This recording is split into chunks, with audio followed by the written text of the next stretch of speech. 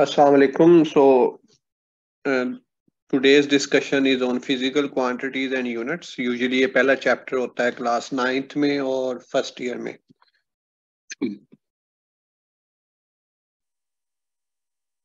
So physical quantities and units क्या है? तो सबसे पहले हम डिफरेंस देखते हैं कि what is difference between physical and non physical quantities. तो वो तमाम चीजें जिनकी पैमाइश हो सकती है उन्हें फिजिकल क्वांटिटीज कहते हैं. फॉर एग्जांपल लेंथ है इस पेंसिल की. इस पेंसिल का मास, टाइम, टेम्परेचर, इलेक्ट्रिक करंट और जितनी भी वो क्वांटिटीज जिनकी पैमाइश हो सकती है. और फिजिक्स में सिर्फ हम फिजिकल क्वांटिटीज को पढ़ते हैं. वो तमाम क्वांटिटीज जिनकी पैमाइश नहीं हो सकती उन्हें नॉन फिजिकल क्वांटिटीज कहते हैं. For example anger, hate etcetera. तो फिजिकल क्वांटिटी जिनको हम फिजिक्स में पढ़ेंगे वो बेसिकली कांस्टेंट हो सकते हैं, स्केलर्स हो सकते हैं, वेक्टर्स हो सकते हैं और फेजर्स हो सकते हैं. कांस्टेंट से क्या मुराद? सिंपल वो चीज जिसकी वैल्यू जो है वो आइदर वैसे ही फिक्स हो, जैसे कि ग्रेविटेशनल कांस्टेंट है, स्पीड ऑफ लाइट है, प्लैंक्स कांस्टेंट है, ये हर केस में कांस्टेंट रहेगी. या कुछ केसेस होते हैं जो चेंज हो सकती है. फॉर एग्जांपल रेजिस्टिविटी है, कांस्टेंट है लेकिन मटेरियल टू मटेरियल वेरी करेगी. विस्कोसिटी है, कांस्टेंट है लेकिन मटेरियल टू मटेरियल वेरी करेगी. ग्रेविटेशनल एक्सेलरेशन है जी 9.81 लेकिन आप माउंट एवरेस्ट पे जाएंगे तो 9.78 है. कांस्टेंट है लेकिन थोड़ी सी वेरिएशन हो सकती है. फिर है स्केलर्स जिनकी मैग्नीट्यूड और यूनिट होगा. For example math, magnitude plus no unit भी हो सकते हैं, जैसे कि नंबर ऑफ पार्टिकल्स, स्ट्रेन, कोई कोई यूनिट नहीं है. रिफ्लेक्टिव इंडेक्स का कोई यूनिट नहीं है. फिर हमारे पास है वेक्टर्स. वेक्टर्स क्या होते हैं? जिनकी मैग्नीट्यूड भी हो, यूनिट भी हो, डायरेक्शन भी हो. इसे चैप्टर 2 में नेक्स्ट जो हमारी होगी उसमें हम डिटेल में डिस्कस करेंगे.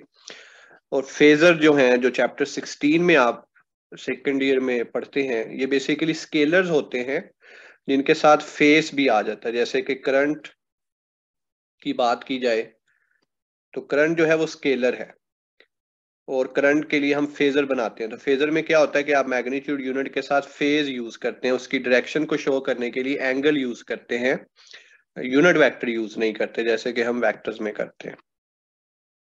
सो ये डिफरेंट तरह की फिजिकल क्वांटिटीज हैं जो कि आप फिजिक्स में पढ़ सकते हैं.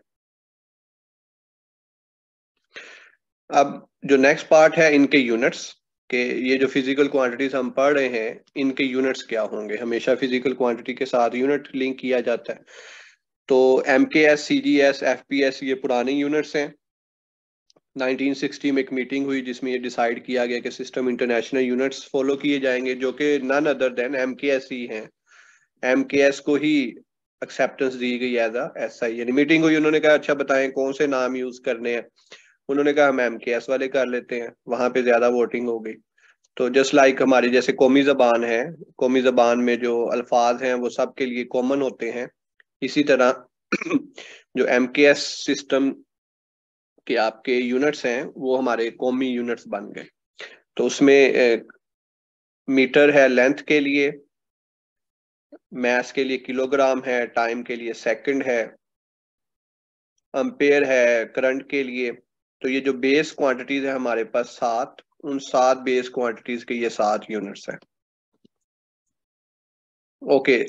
सीजीएस जो आपकी बुक में नहीं है लेकिन इसमें से जो बेसिक पूछे जा सकते हैं वो ये कि लेंथ बेसिकली मीटर की बजाय सेंटीमीटर में होती है, मैस ग्राम में होता है और टाइम सेकंड में होता है. इसी से बेसिकली सीजीएस बनता है ना. C for centi, G for gram and S for second.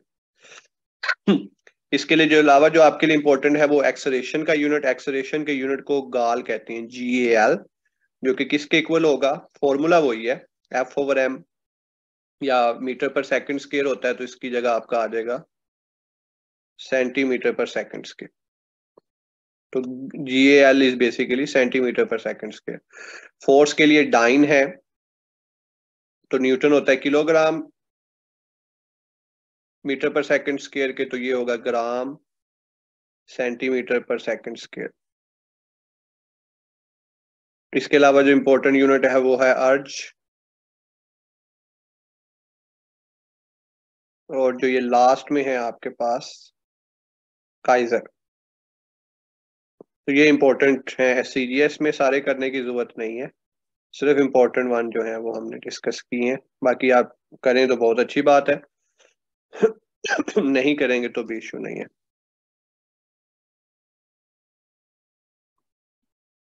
Okay, इन्हीं यूनिट्स जो कि हमने बेस यूनिट जिन्हें कहा जाता है, फिर डिराइव्ड यूनिट आ जाते हैं। तो एक यूनिट्स है जिन्हें हम सप्लीमेंट्री यूनिट्स कहते हैं, जिसमें रेडियन और स्टेरेडियन है। तो रेडियन और स्टेरेडियन बेसिकली क्या है? Radian is a plane angle made at the centre of a circle by an arc L whose length is equal to the radius of circle, कि एक ऐसी आर्क जिसकी लंबाई रेडियस ऑफ सर्कल के बराबर आ जाए। तो उस सर्कुलर मोशन के दौरान जो एंगल बन रहा होगा सेंटर पे थीटा, वो बेसिकली 1 रेडियन होगा। एक पूरे सर्कल में 2 पाई रेडियंस होते हैं। स्टेरेडियन क्या है? जब आप 3 डायमेंशनल किसी डिस्कशन में हैं, मतलब आप स्फीयर को डिस्कस कर रहे हैं, जैसे कि अर्थ सरफेस इस टाइम है इस टाइप, तो फिर आप स्टेरेडियन की बात करेंगे। ये 3 डायमेंशनल एंगल है, सॉलिड एंगल भी इसे कहते हैं, और इसका फॉर्मूला A/r²। और इसमें 4 पाई स्टेरेडियन होते हैं एक पूरे स्फीयर में। अगर एक रेडियन को डिग्री में देखना चाहें तो 57.3 डिग्री होता है, जिसको अगर उल्टा कर दें यानी 57.3 को डिवाइड कर दें तो ये इतना बनता है, 0.0175 रेडियंस। तो ये इसका फॉर्मूला है जो कि वहां पे L/r की शक्ल में लिखा हुआ है। ये सॉलिड एंगल का फॉर्मूला है। ओके, इसमें हम एक थोड़ी सी एक्टिविटी करके देखते हैं कि जो ये जो वैल्यूज लिखी हुई हैं क्या ये वाकई ही यही आती हैं। तो मैं इधर वैल्यू दर्ज करता हूँ। सर्कल का सर्कमफ्रेंस लेंथ बेसिकली क्या होती है? 2 पाई r। जब आप इसको डिवाइड करेंगे r पे, तो ये क्या बन गए? 2 पाई रेडियंस। ठीक है।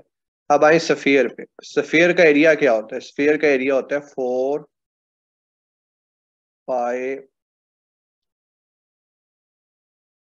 r²। तो जब इसे आप इस r² से कैंसिल करेंगे तो आपके पास बन जाएगा 4। तो अगर कोई कहे सेमी सर्कल या सेमी सफेयर, तो इसको आधा कर देंगे। सेमी सर्कल में पाई रेडियंस होंगे और सेमी सफेयर में 2 पाई होंगे।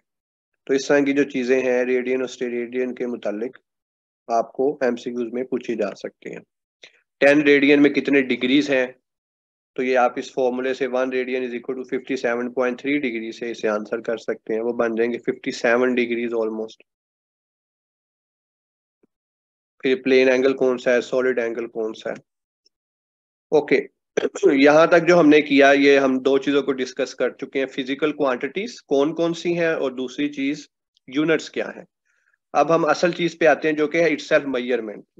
जैसे कि ये मैं अगर पेंसिल की बात करूं, ये जो हमने पेंसिल की पैमाइश की, तो इसका आंसर क्या होगा? Let's suppose L = 1 point, just मैं एक एग्जांपल लिख रहा हूँ, 2 सेंटीमीटर। तो ये क्या थी? फिजिकल क्वांटिटी जो हमने डिस्कस कर ली। ये था यूनिट जो हमने डिस्कस कर लिया। अब ये मेजरमेंट के बारे में किन किन चीजों का हमने ध्यान रखना है, मेजरमेंट कैसे करनी है, मेजरमेंट में क्या क्या एरर्स आ सकते हैं, ये डिस्कशन हम करेंगे अब। ओके, सो जब मेजरमेंट की जाती है बाज औकात उसकी वैल्यू या तो बहुत छोटी आती है या बहुत बड़ी आती है। For example, speed of light जो है वो बहुत बड़ी वैल्यू है, जबकि मास ऑफ इलेक्ट्रॉन बहुत छोटी वैल्यू है। तो अगर आप इसको इसी तरह लिखें तो वो अच्छा नहीं लग रहा, लिखना भी मुश्किल है, गिनना भी मुश्किल है। मेरे जैसे जिनको ऐनक लगी हुई है वो तो गिन भी नहीं सकते जीरोस बगैर उंगली रखे। सो लिहाजा तरीका क्या है कि इसको आसान किया जाए। तो आसान करने का तरीका ये है कि इसे आप 10 की पावर में लिख लें, और उस 10 की पावर में लिखने को कहते हैं scientific notation, to write in powers of 10। For example, ऊपर वाली जो वैल्यूज हैं उसको मैं 3 × 10⁻8 एंड 9.1 × 10⁻−31 लिख दूं, तो मेरे लिए बड़ी आसानी हो जाएगी समझना भी, पढ़ना भी और आगे बताना भी। तो इसे कहते हैं scientific notation, to write in powers of 10। अब जब हम पावर्स ऑफ 10 में लिख रहे हैं तो बाद औक़ात हम उसे मजीद आसान कर सकते हैं। जैसे कि अगर आपने कभी इंटरनेट पैकेज खरीदा है तो वो जीबीज में होता है, गैगा बाइट्स में। 2 GB इंटरनेट इतने का, 4 GB इंटरनेट इतने का। वो गैगा जो है वो 10 की पावर बेसिकली 9 होता है, यानी अगर उसको मैं लिखना चाहूँ तो इस बेसिकली 1 बिलियन। तो आप 1 बिलियन MBs या 10 की पावर 9 MBs लिखने की बजाय, बाइट्स लिखने की बजाय वो क्या कर देते हैं, जीबी लिख देते हैं, तो मजीद आसान, पढ़ना भी आसान, बताना भी आसान। सो प्रीफिक्सेस का क्या फायदा है, prefixes are the codes, special code जो कि क्या करते हैं, आपकी 10 की पावर को मजीद आसान कर देते हैं। जैसे कि एटम का साइज जो है वो 10 की पावर -10 आता है, दो एटम्स के दरमियान जो डिस्टेंस है लेटेस्ट में, जिसे लेटेस्ट कांस्टेंट कहते हैं। तो हम क्या कहते हैं, हमने एक नया यूनिट प्रीफिक्स बना लिया, आर्मस्ट्रॉन्ग, ए के ऊपर सर्कल छोटा सा, कि वो क्या करता है, उसको उस खास प्रीफिक्स जो है वो एक लेटेस्ट कांस्टेंट को डिस्कस करेगा। आपको ये नहीं बताना पड़ेगा कि इसका साइज 1.2 इंटू 10 द पावर -10 है, आप सिंपल बता सकते हैं 1.2 आर्मस्ट्रॉन्ग है। तो प्रीफिक्सेस का मकसद जस्ट आसानी करनी है लिटरेचर को पढ़ने और बताने में। पिक्चर का साइज MBs में होता है आपके मोबाइल में, अगर आपने डाउनलोड की है या आपने कभी पढ़ी है। इसी तरह पेंसिल की जो लेंथ है, जैसे कि हमने शुरू में देखी, वो सेंटीमीटर में है।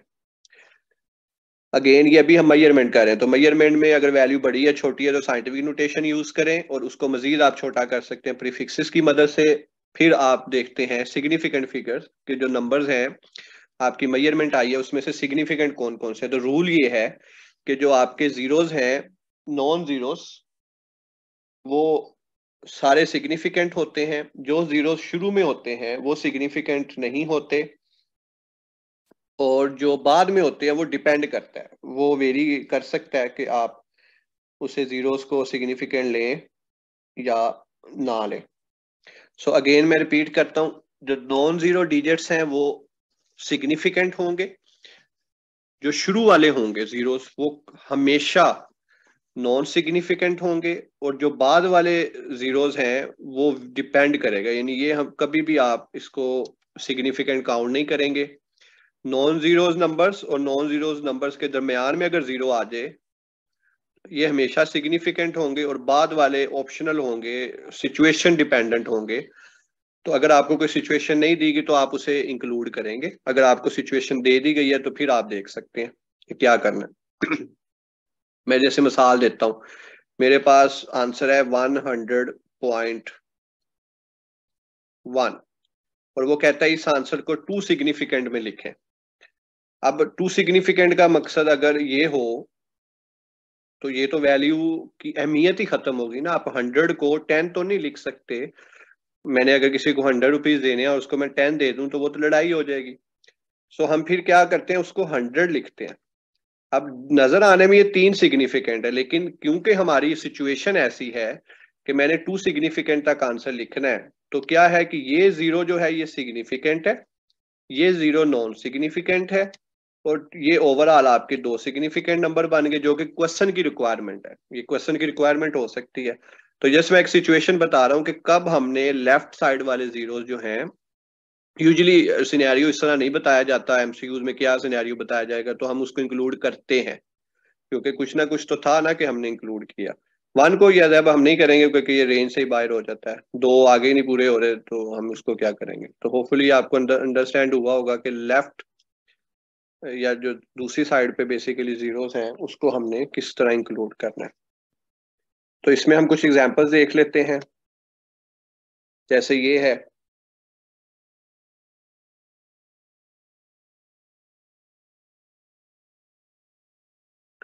1508.06। अब इसमें बेसिकली क्या है, आपका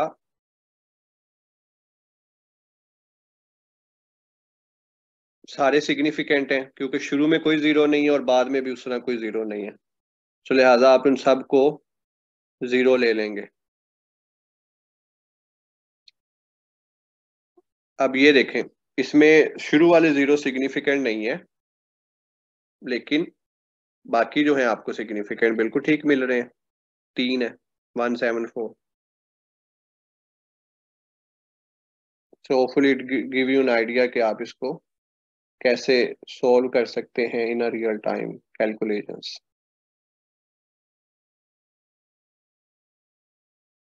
तो क्वेश्चन किस तरह आएगा, फॉर एग्जांपल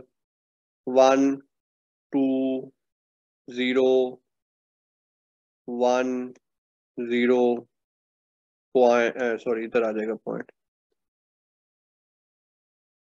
इसमें बताएं कितने सिग्निफिकेंट है। तो यहाँ पे हमारे पास 4 सिग्निफिकेंट हैं जो कि हमें यहाँ पे शो हो रहा है। Okay, let's move to the next topic. So अभी हम मेजरमेंट पे हैं कि जब हम मेजरमेंट करते हैं तो हमें किन किन बातों का ख्याल रखना पड़ता है।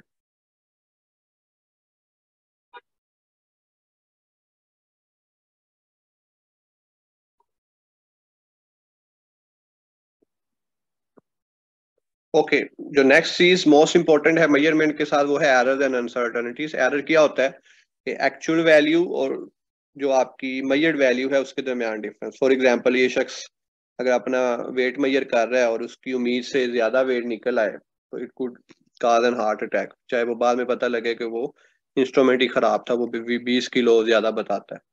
सो वो जो 20 किलो अगर एक्स्ट्रा बता रहा है तो वो बेसिकली क्या है, एरर है। तो कोई भी एक्सपेरिमेंट जो किया जाता है वो कभी भी 100% एक्यूरेट नहीं होता, उसमें कोई ना कोई अनसर्टनिटी रहती है। तो अनसर्टनिटी या एरर किस वजह से हो सकता है, या तो इंस्ट्रूमेंट की वजह से हो सकता है या मेजरमेंट की वजह से हो सकता है। अगर इंस्ट्रूमेंट खराब है तो आंसर तो ठीक नहीं आएगा, लेकिन बाज केसेस में इंस्ट्रूमेंट ठीक होता है, आपको एक्सपेरिमेंट करना ठीक से नहीं आ रहा होता, तो फिर भी आंसर गलत आ जाएगा, आप स्केयर नहीं ठीक ले रहे या और कोई इस तरह की प्रॉब्लम है। तो types of error, systematic error. Systematic error जैसे कि नाम से वाज़ेह है कि इंस्ट्रूमेंट की वजह से है।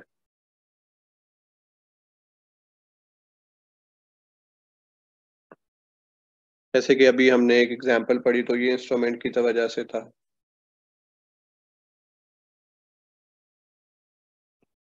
So error due to an instrument is called systematic error.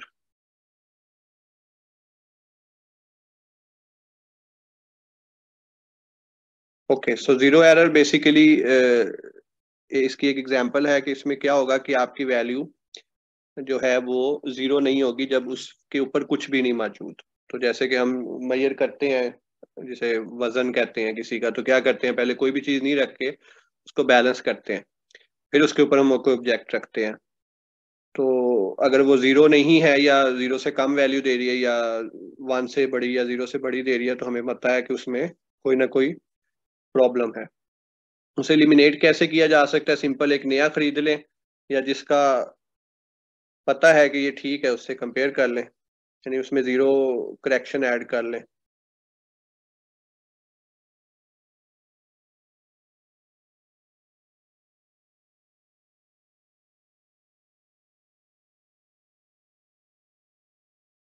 और इसकी पहचान किया कि अगर एक्सपेरिमेंट आप 12 दफा रिपीट करेंगे तो सेम एरर अपीयर होगा। मिसाल के तौर पे वजन की मिसाल लें, अगर आप वेट करते हैं मेयरिंग मशीन से, आपका छोटा भाई करता है, आपका बड़ा भाई करता है, सिस्टर करती है, तो सबका जो वेट है वो अगर 20 स्टेप्स का फर्क है तो सबका 20 स्टेप्स ज्यादा होगा। इसका मतलब ये नहीं कि सेम आंसर आएगा इसका मतलब है कि सबके लिए वो डिफरेंस सेम होगा। दूसरा एरर है रैंडम एरर। रैंडम का वर्ड ब्राउनियन हम यूज करते हैं यूजुअली, ये अननोन रीजंस की वजह से होता है। अननोन रीजन से क्या मुराद है, जैसे हम एक पेंडुलम का एक्सपेरिमेंट करते हैं 5 दफा, तो हर 5 दफा करने के वक्त जो इन्वायरमेंट जो है वो डिफरेंट होगा।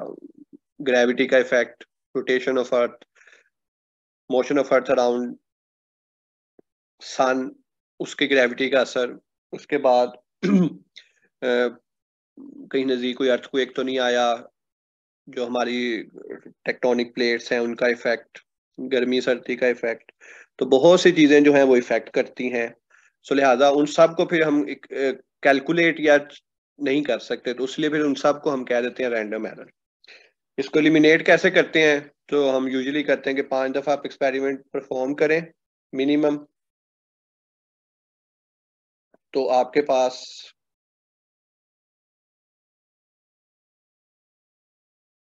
जो आंसर आएगा वो बेहतर होगा, असल वैल्यू के करीब तरीन होगा। और इसकी पहचान क्या है कि आपको हर दफा डिफरेंट आंसर मिलेगा। जैसे अगर आपने ग्रेविटेशनल एक्सेलरेशन मालूम करने के लिए एक्सपेरिमेंट किया हो तो कभी 9.8 आता है, कभी 9.7 आता है, कभी 9.9 आता है, लेकिन जब एवरेज लेते हैं तो वो असल वैल्यू के करीब तरीन आ जाता है। तीसरा पर्सनल ब्लंडर एरर जो बुक्स में यूजुअली मेंशन नहीं किया जाता, it's due to negligence of the person, और ये यूजुअली कंसीडर किया जाता है एज अ सब टॉपिक ऑफ रैंडम एरर।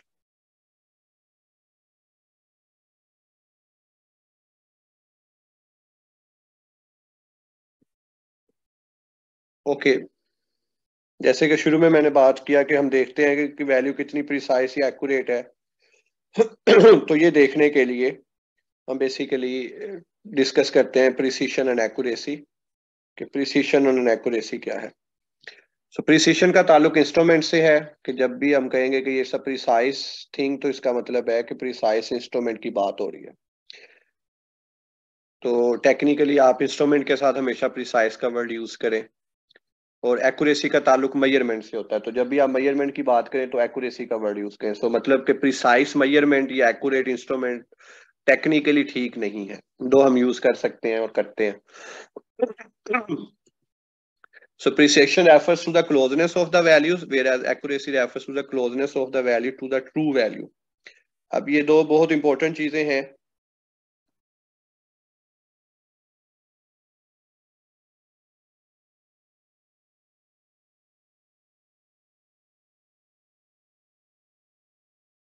कि एक कह रहा है कि आप असल वैल्यू के कितने करीब हैं, और दूसरा कह रहा है कि आप ट्रू वैल्यू के कितने करीब हैं। इसको हम इस एग्जांपल से देखते हैं। ये ऊपर डॉट्स दिखाए गए हैं कि पहले में क्या है कि जो मिडल डॉट है उससे वैल्यू जो है वो दूर दूर है, दूसरे में क्या है वो भी आउट ऑफ द रेंज है, तीसरे में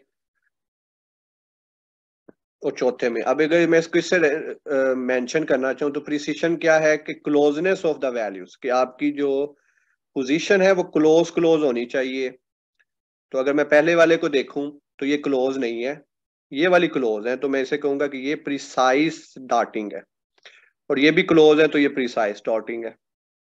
अब एक्यूरेसी का ताल्लुक क्या है, closeness of the values to the true value. अब ट्रू वैल्यू बेसिकली क्या है, सेंटर वाली है, तो ये एक्यूरेट है क्योंकि इसमें ये करीब करीब है। और ये वाली देखें, ये वैल्यू करीब है, तो ये हम इसको एक्यूरेट काउंट करेंगे। तो ए जो है वो एक्यूरेसी देता है, हमें प्रिसीशन नहीं देता। बी हमें प्रिसीशन देता है लेकिन एक्यूरेसी नहीं देता। सी हमें कोई भी नहीं चीज दे रहा, और डी में प्रिसीशन भी है, एक्यूरेसी भी है। इसको भी हम एग्जांपल से मजीद देखते हैं। ये वैल्यू है जी की, जो कि मैंने एक्सपेरिमेंट किया, और 5 दफा वो मैंने एक्सपेरिमेंट जब परफॉर्म किया तो मेरे पास ये आया। इसकी मैंने एवरेज ले ली, एवरेज क्या आई 9.78। अब ये 9.78 जो है असल जो वैल्यू है जी की उसके करीब तरीन है।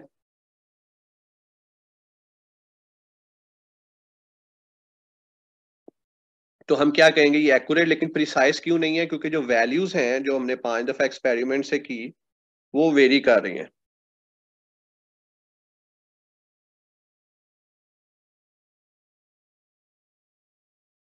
अब मैं एक और वैल्यू लेता हूँ 2.7 2.4। अब ये असल जी की वैल्यू से बहुत दूर है, लिहाजा ये एक्यूरेट नहीं हो सकती। लेकिन मैं अगर देखूँ तो करीब करीब है, 2.4 और 2.6 के दरमियान है, इतना कोई ज्यादा गैप नहीं है। सो लिहाजा ये प्रिसाइज है लेकिन एक्यूरेट नहीं है। अब हम इस पे आते हैं, अब देखेंगे सारी वैल्यूज बड़ी करीब करीब है, 9.75 और 9.86 के दरमियान है, और इसको जब मैं एवरेज लूंगा तो वो असल वैल्यू के करीब तरीन है, तो लिहाजा ये प्रिसाइज भी और एक्यूरेट भी है। So again let me just summarise कि प्रिसीशन का ताल्लुक इससे बिल्कुल नहीं है कि उसका वैल्यू असल आंसर के करीब है कि नहीं। उसका ताल्लुक ये है कि वैल्यूज करीब करीब होनी चाहिए, बस वो चाहे गलती क्यों ना हो। तो प्रिसाइज क्या शो करता है कि इंस्ट्रूमेंट यानी ठीक है, आप उसको मे भी गलत तरीके से परफॉर्म कर रहे हैं, और एक्यूरेसी फिर इस चीज को डील करिए कि आप एक्सपेरिमेंट ठीक तरह से कर रहे हैं या नहीं। तो जैसे ये क्वेश्चन है, ये लेवल के पेपर से है, कि उसने कहा हुआ है कि ये 3 डायग्राम्स हैं एक्स वाई जी, जिसमें जो सेंटर लाइन है ये असल वैल्यू को शो कर रही है, और ग्राफ की पीक जो है वो शो कर रही है कि एवरेज वैल्यू कहाँ लाई करेगी। तो बताएं इसमें प्रिसीशन और एक्यूरेसी कितनी है। तो हम पहले अगर डायग्राम पे आए तो पहली डायग्राम पे हम देखते हैं कि जो उस ग्राफ की पीक है जो कि एवरेज है वो असल वैल्यू के ऊपर है, लेकिन उसका स्प्रेड बहुत ज्यादा है। सो लिहाजा ये प्रिसाइज नहीं होगी लेकिन एक्यूरेट होगी। So precision reference to the closeness of two value, spread कम होना, और एक्यूरेसी का मतलब असल वैल्यू के करीब करीब होना। सो ये एक्यूरेट है, प्रिसाइज नहीं है। दूसरा क्या है? दूसरा प्रिसाइज है, एक्यूरेट नहीं है, क्योंकि वैल्यूज करीब करीब है लेकिन असल वैल्यू के बहुत दूर है। और तीसरा क्या है? प्रिसाइज भी एक्यूरेट भी है, क्योंकि एवरेज वैल्यू जो वी ग्राफ पे वैल्यू है वॉल्यूम उसके करीब है, और स्प्रेड भी बहुत कम है। सो लिहाजा ओवरऑल दो प्रिसाइज वैल्यू हैं, दो एक्यूरेट हैं, तो ये हमारा डी आंसर बन जाएगा। ओके, अनसर्टनिटीज ये हम बेसिकली डिस्कस कर रहे थे। अब डिराइव्ड क्वांटिटीज में अगर कैसे करनी है, तो प्रिसिशन का ताल्लुक होता है लीस्ट काउंट से, और इसे एब्सोल्यूट अनसर्टनिटीज कहते हैं। यानी जो अनसर्टनिटी डिराइव्ड क्वांटिटी के लिए उसकी दो टाइप्स हैं, एक है एब्सोल्यूट अनसर्टनिटी और दूसरी है परसेंटेज अनसर्टनिटी। परसेंटेज अनसर्टनिटी निकालने का तरीका क्या है कि आप उस एब्सोल्यूट अनसर्टनिटी को, जो कि अभी हमने ऊपर डिस्कस किया, उसको आप क्या करते हैं, डिवाइड कर देते हैं मेजर्ड वैल्यू के साथ। ये एब्सोल्यूट अनसर्टेनिटी, इसको डिवाइड कर देते हैं मेजर्ड वैल्यू से, जरा 100 करेंगे तो आंसर आ जाएगा। अब इससे मुराद क्या है, जैसे कि मैं वैल्यू लेता हूँ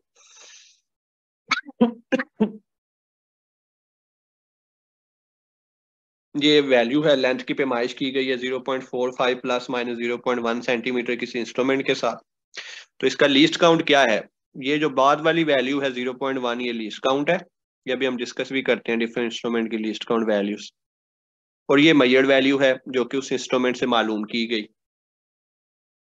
अब हमने अगर एब्सोल्यूट अनसर्टेनिटी निकालनी है तो वो सिंपल लीस्ट काउंट है 0.1, उसमें कुछ भी करने की जरूरत नहीं है। लेकिन जब परसेंटेज निकालनी है तो हम क्या करेंगे, उस एब्सोल्यूट अनसर्टेनिटी को मेजर्ड वैल्यू से डिवाइड करेंगे और 100 से मल्टीप्लाई करेंगे, तो इधर से परसेंटेज अनसर्टेनिटी निकलेगी जो कि कितनी है, 22%। ओके, सो लीस्ट काउंट डिफरेंट इंस्ट्रूमेंट का डिफरेंट होता है। लीस्ट काउंट से मुराद क्या है कि जो मिनिमम मेजरमेंट हो सकती है। तो लीस्ट काउंट को हम सिग्निफिकेंट फिगर के साथ भी रिलेट कर सकते हैं।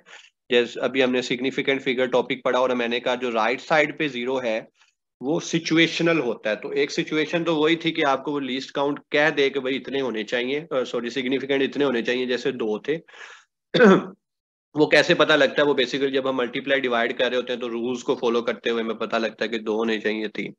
और दूसरी चीज जो है वो लीस्ट काउंट पे भी डिपेंड करता है कि ऑब्जेक्ट की लीस्ट काउंट क्या है जिसके जरिए आप मेजरमेंट कर रहे हैं। यूजुअली जिस ऑब्जेक्ट की जो लीस्ट काउंट होती है उतनी मेजरमेंट होती है, ज्यादा तो नहीं हो सकती, लेकिन ये भी एक सिग्निफिकेंट फिगर को डिसाइड करने का भी हो सकता है।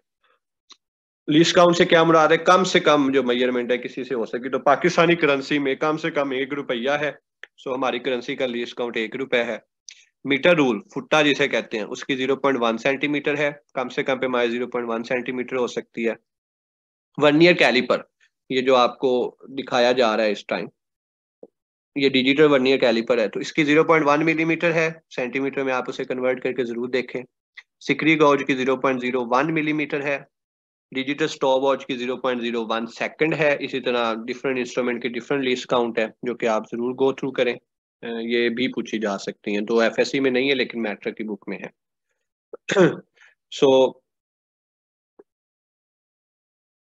अब हम आते हैं कि जब आपके पास फॉर्मूला आ जाएगा डिराइव्ड क्वांटिटी का तो आपने किस तरह करना है। तो सबसे पहले क्या हो सकता है, फॉर्मूला सिर्फ सम और एडिशन का हो, तो उस केस में आपने सिर्फ अनसर्टनिटीज को ऐड करना है। इसकी मैं अभी एग्जांपल पे जाता हूँ। और अगर मल्टीप्लाई या प्रोडक्ट का हो तो फिर आपने उनको जमा करना है, यानी प्लस में प्लस नहीं करना।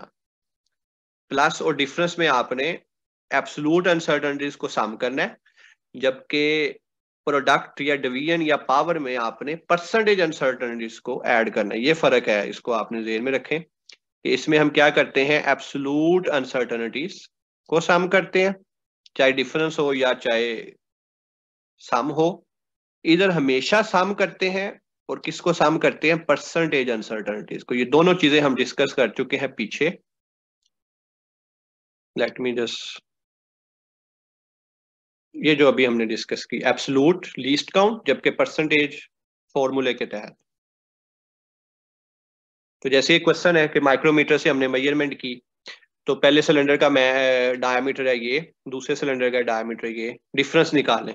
तो एक तो डिफरेंस निकालने का तरीका यही है कि आप सिंपल इनका डिफरेंस निकालें, जो कि इस चीज का जो कि हम आम तरीके से करते हैं, 16.24 में से माइनस करते हैं 12.78, तो जो भी आंसर आएगा वो उसने पूछा ही नहीं, उसने कहा आपने अनसर्टनिटी बतानी है, वो क्या आएगी। तो अनसर्टनिटी इन दोनों को माइनस नहीं करेंगे, अनसर्टनिटी हमें इसे प्लस करेंगे, क्योंकि हमने कहा कि ये हमेशा प्लस होती है, तो इसका आंसर होगा डी। अगेन रिपीट कर दूं कि जब सम या डिफरेंस होगा फॉर्मूले में, तो एब्सोलूट अनसर्टनिटी जो कि ये आखिर में लिखा जाता है लीस्ट काउंट, उसको हम सम करते हैं। जबकि जब फॉर्मूले में मल्टीप्लाई या डिवाइड हो रहा हो, तो तब हम क्या करते हैं, परसेंटेज अनसर्टनिटीज को ऐड करते हैं। परसेंटेज अनसर्टनिटी कैसे निकालनी है, ये मैं फॉर्मूला यहाँ पे लिखा हुआ है, absolute uncertainty over measured value into 100, और फिर उस फॉर्मूले में दर्ज कर देना। ये देखें, ये क्वेश्चन उस काफी हद तक आपके लिए आसान होगा कि उसने परसेंटेज अनसर्टनिटी खुद ही निकाल दी। उसने कहा मैथ्स में परसेंटेज अनसर्टनिटी ये है, पोजीशन में परसेंटेज अनसर्टनिटी ये है, और हाइट में परसेंटेज अनसर्टनिटी ये है, ये फॉर्मूला है, और मुझे आप सिंपल निकाल दें। तो मैंने क्या कहा, सबको सम करना है कि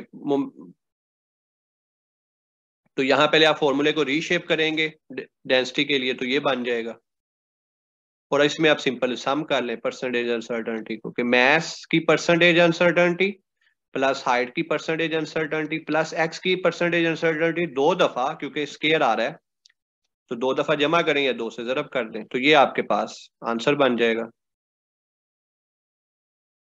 percentage uncertainty in rho is equal to M which is 2%, H which is 5%, और सॉरी एच इज 4%, और एक्स के साथ 5 है, दो दफा है तो 2 जरा 5 या 5 जमा 5, तो ये 16% आ जाएगी प्लस माइनस। तो सिंपल आपने हिस्सा निकालना है। फिर आप फॉर्मूला को रीशेप भी करवा सकते हैं। वो कह रहा है अब्सोलूट अनसर्टेनिटी निकालें एक्स में, इस एक्स में जो कि ये दिया गया है,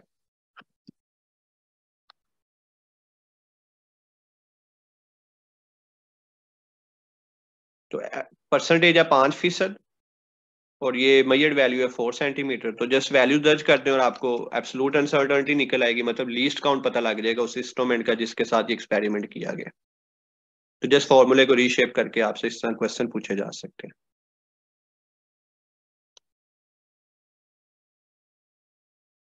okay, so we have some MCQs. Atmosphere क्या है, is basically unit of pressure. इनमें से कौन सी फिजिकल क्वांटिटी नहीं है, फिजिकल क्वांटिटी ये वैसे ही केल्विन, कैंडेला, हेनरी, ये सारे यूनिट्स हैं, फिजिकल क्वांटिटी तो है ही नहीं। So all A B and C are not physical quantity. Physical quantities क्या है, जैसे केल्विन की फिजिकल क्वांटिटी होती है टेम्परेचर, कैंडेला की इंटेंसिटी ऑफ लाइट, हेनरी की इंडक्शन, सेल्फ या म्यूचुअल, लेकिन इसने यूनिट दिए हुए हैं, तो जस्ट बेसिक हाँ ना हो तो ये कोई मसला नहीं है। लाइट ईयर किसका यूनिट है, तो लाइट ईयर बेसिकली हम एफएससी फर्स्ट ईयर में पढ़ते हैं, तो ये बेसिकली वो फासला है जो लाइट एक साल में तय करती है, सो ये लिहाजा ये डिस्टेंस का यूनिट है, टाइम का नहीं है, यूजुअली टाइम लगाते हैं। एक हॉर्स पावर कितना इक्वल होती है, ये जाहिर बात है पुराना यूनिट है, तो 746 वोट होते हैं एक हॉर्स पावर में। हम अब वोट यूज करते हैं, हॉर्स पावर पुराना यूनिट है। Ratio of size of atom to nucleus क्या है, तो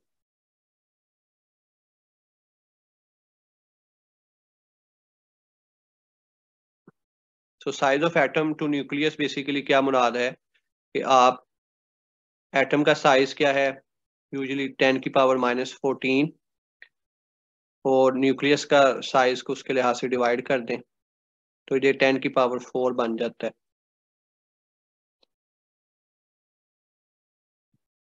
तो साइज ऑफ न्यूक्लियस, एटम है 10⁻10, न्यूक्लियस है 10⁻14, तो ये जब ऊपर जाएगा तो ये +4 बन जाएगा। तो आपके पास आंसर +4 आ जाए।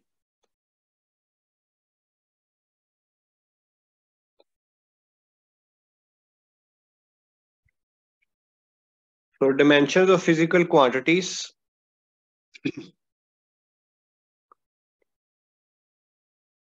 तो बेसिकली डिमेंशन और जो हमने इससे पहले पढ़ा उसमें क्या फर्क है, वो जितनी भी हमने स्टडी की मेजरमेंट और ये सारी चीजें, that's all about quantitative measurement, ये क्वांटिटेटिवली हम चीजों को स्टडी कर रहे थे।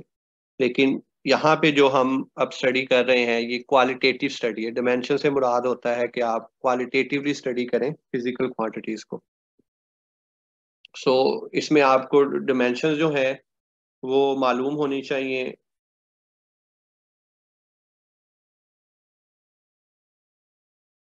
और वो क्या है कि सिंपल डिस्टेंस की जगह किसी भी तरह का डिस्टेंस होगा लेंथ आएगी, और किसी भी तरह का टाइम होगा टी आएगा। किसी भी तरह की वेलोसिटी है यानी सिंपल वेलोसिटी है या स्पीड ऑफ लाइट है, तो वहां पे हमेशा आपके पास जो डायमेंशन आएगी वो LT-1 आएगी।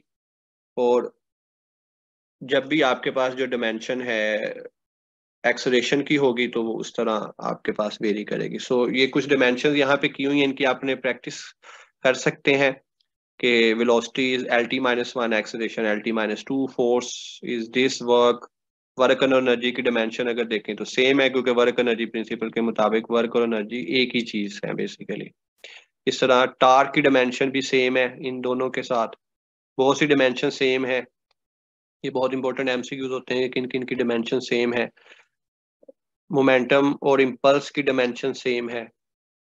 कुछ की डिमेंशन होती नहीं जिन्हें डिमेंशन लेस कहते हैं, वो बहुत इंपॉर्टेंट क्वेश्चन बनते हैं, वो भी हम देखते हैं। इसी तरह एरिया एल स्केयर है, डेंसिटी एल क्यूब हो जाएगी M divided by pressure. Angular displacement की कोई डिमेंशन नहीं है तो ये डिमेंशन लेस है। एंगुलर वेलोसिटी की T-1 है। आगे हम देखेंगे फ्रीक्वेंसी की भी T-1 है। तो फ्रीक्वेंसी और एंगुलर वेलोसिटी की डिमेंशन सेम है। तो ये आपने सारी क्वांटिटीज देखनी है, इनकी प्रैक्टिस करनी है, और आपको इससे एक अच्छी प्रैक्टिस हो जाएगी कौन कौन सी सेम रखते हैं, कौन सी डिफरेंट रखते हैं डेरिवेशन जो है। क्योंकि आपके जो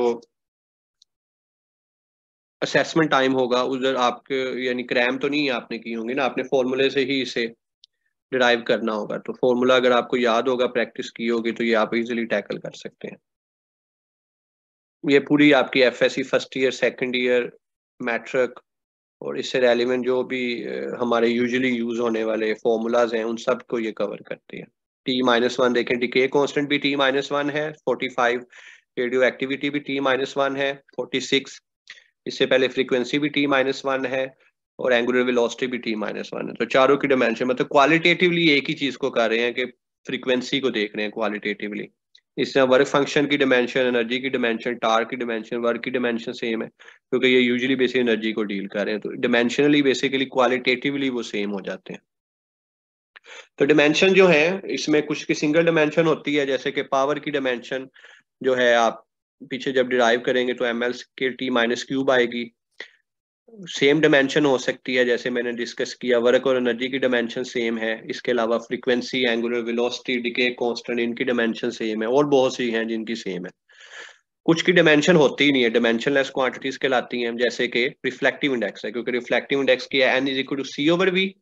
तो C और V एक दूसरे को क्या कर देते हैं, कैंसिल, तो लिहाजा उनकी कोई डिमेंशन नहीं है। इसके अलावा भी बड़ी डिमेंशनलेस क्वांटिटीज हैं जिसमें से मैं कुछ इधर लिख देता हूँ। एंगुलर डिस्प्लेसमेंट की डिमेंशन नहीं है, एंगुलर मैग्निफिकेशन की डिमेंशन नहीं है, स्ट्रेन की डिमेंशन नहीं है। इसके अलावा भी आप ढूंढ के अपने नोट्स बनाएं जो कि डिमेंशनलेस, ये बहुत इंपॉर्टेंट स्टफ है। रिजॉल्विंग पावर की डिमेंशन नहीं है, जो कि ये एफएससी में हम पढ़ते हैं चैप्टर 10 में। ओके, रेशियो ऑफ डिमेंशंस, आपको डिमेंशंस की रेशियो से वो क्वेश्चन पूछ सकता है कि ये बताएं इसकी, अगर आप एंगुलर मोमेंटम को लीनियर मोमेंटम से डिवाइड करते हैं तो एंगुलर मोमेंटम क्या है, L=RP, तो L/P=R। सो R बेसिकली क्या है, लेंथ, सो लिहाजा इसकी डिमेंशन होगी लेंथ की।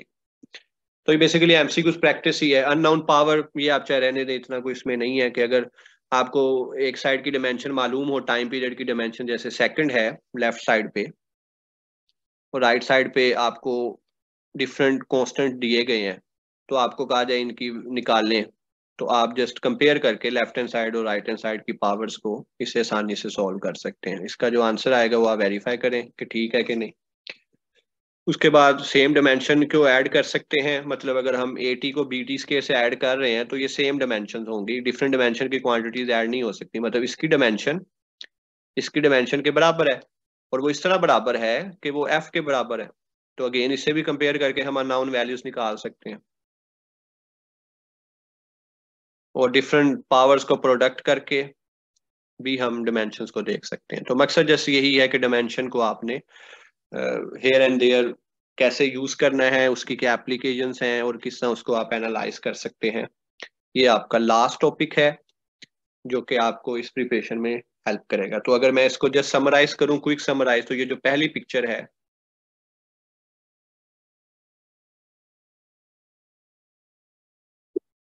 This is all. एक पेंसिल की पैमाइश जब आप करते हैं तो क्या मालूम कर रहे हैं? लेंथ। वो क्या है? Physical quantity. लेंथ कितनी आई? Let's suppose 1.4 centimetre. तो सेंटीमीटर क्या है? यूनिट। हमने यूनिट्स को पढ़ा। ये 1.4 क्या है? ये मेजरमेंट है।